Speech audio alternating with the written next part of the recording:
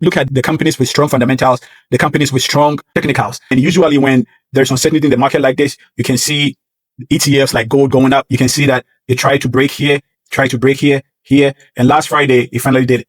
And today there's a continuation.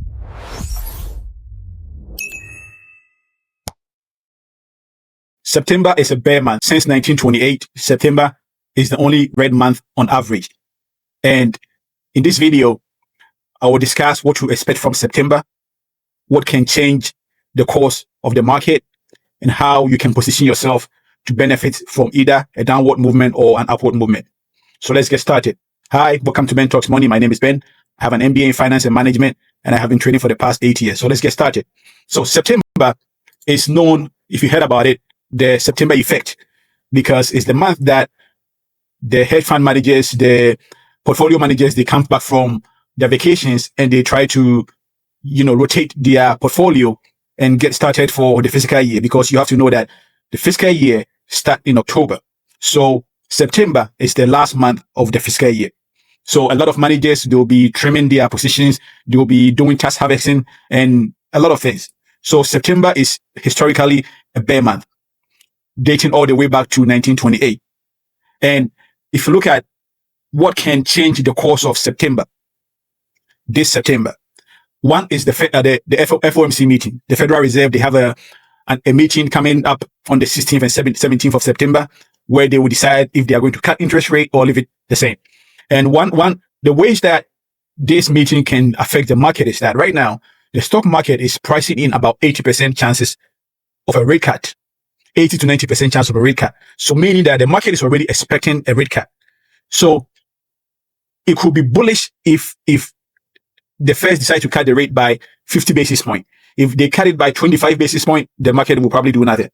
On the other hand, if they leave the interest rate unchanged, you can see a downward movement in the market. That's one thing that's going to change the market. And before that, there will be the jobs report coming up on the first Friday of September, which is this Friday. And that can affect the Fed's decision as to whether to cut interest rate or leave it the same. So you have to pay attention to the job reports on Friday. The first Friday of every month is the job report. And this for September is very crucial because it will determine whether there's going to be a rate cut or not. The other things that can affect the market in September is also the tariffs. On Tuesday, the first trading day of the month, the market is down. One of the reasons is the tariff news. The treasury yields, they are up to almost an all-time high right now. And the stock market and the yields, they have an inverse relationship. One is up, one is down, almost 95% of the time. How do you position yourself to benefit from this? There are a number of ways. One, you can diversify your portfolio. If you're a swing trader, if you're a long-term investor, make sure you diversify your portfolio. There is always a bull market somewhere. It doesn't matter how the market is going down. There is always a bull market somewhere. There are some stocks, there are some assets that have a negative beta. Negative beta means they move opposite to the general market. Something like gold. Gold is going up today. The GLD, the ETF for gold GLD is up more than 2% today. So you can look at those assets and diversify your portfolio. The second way that you can position yourself, selling puts. If you know that, if you see that there are signs that the market downturn is going to continue, you can buy puts to make some extra income from the downturn. There are two ETFs that I always trade when it comes to options. One is the KQQ and one is the SPY. The KQQ is the Nasdaq is a Nasdaq ETF, and SPY is the S&P 500 ETF. Those two ETFs are highly liquid. You can get in and out quickly. The other way is to sell covered calls. If you have a position and you think that stock might come down, you might want to sell covered calls, to position yourself to get some revenue from the stock going down. So that's the ways that you can position yourself, diversification, selling covered calls, buying puts. And the last one is buying the dip. If you are a long-term investor, even if you're a swing trader, you can take a look at the chart and look at the companies with strong fundamentals, the companies with strong technicals, and then you can start positioning yourself.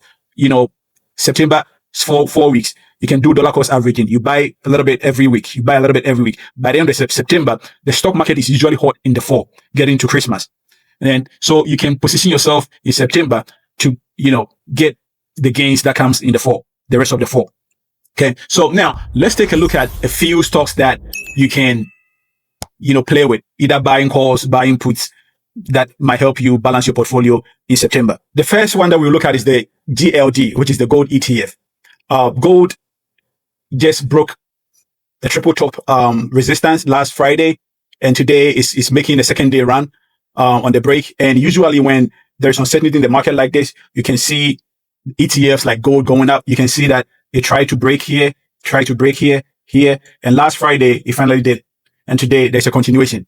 So gold is one of the ETFs that you can, buy calls on it, or just buy the ETF to hold on in your portfolio to balance your portfolio. The second one that you can look at is the second ETF that you can take a look at is the IW. So the IW is the ETF for the Russell, the small cap. And this ETF is very liquid. It moves really well if you want to trade with options or if you want to buy the ETF itself. The potential for this right now is the rate cut. If there is a rate cut and it's 50 basis point or above, you can see a strong movement in this ETF because it's very solid, right? So you can see a strong movement in this ETF. I'm paying close attention to this. It pulled back a little bit today. And I'm looking for it to hold around this level, which is the 230, 235 level. If it holds that level, I'll be looking to get in and position myself to, just to balance out if there is any rate cut. The other one that you can take a look at is the SMH. So the SMH is the ETF for the semiconductors, your NVIDIAs, your AMDs, your Broadcoms, all those ETFs, all those semiconductors. This is the ETF for them. And it's very, very, also very liquid. But this one, I'm looking for a short position or buying puts on it, because you can see that it went to all-time high here. It tried to break, it did a double top right here. You can see on the 2 days, it failed. It came here to try again a couple of sessions ago, it failed. And now it's below the 50-day SMA. So if it closes below the 50-day, I'll be looking to buy some puts on it. That's the play for this one. And if you want to look at individual stocks, you can also take a look at NVIDIA. You can see that NVIDIA also, after trying to break the top here for all-time high around 184, 185, it failed. It tried multiple times, it failed. And now today it broke below the 50-day SMA. So if it closes below the 50-day, I'll be looking to buy some puts on NVIDIA as well. And the other one that I'm looking at is Palantir. So the thing with Palantir that is, it has already fallen all the way from almost 190. But there's something interesting going on here with Palantir. If you look at the daily chart, it's been hovering around the 50-day SMA for a while, for almost a week. Every time it tries to break below it, it gets bought back up. It's never closed below the 50 SMA. So I'm looking for a day that it will close below it. If it closes below the 50 SMA, I will likely buy some puts in Palantir as well. But on the other hand, if it holds below, if it holds above the 50-day SMA, then definitely going long on Palantir. So that's how I'm playing September. Let me know how you want to play September in the comment section below. And thanks for sticking around. If you like the video, subscribe to the channel, turn on the notification button, share, tell a friend to tell a friend. And until next time, let's keep talking money.